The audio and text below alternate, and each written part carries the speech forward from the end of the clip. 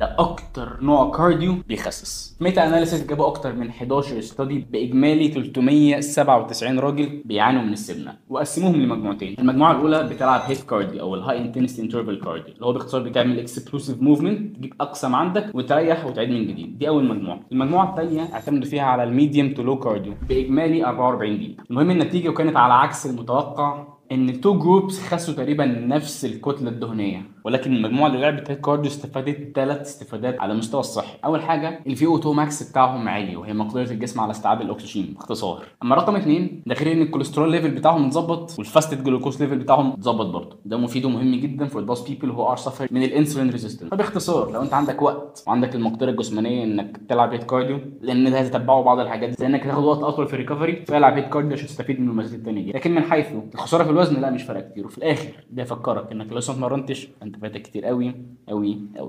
اعمل لي فولو كده، هطلع لك من اي مكان.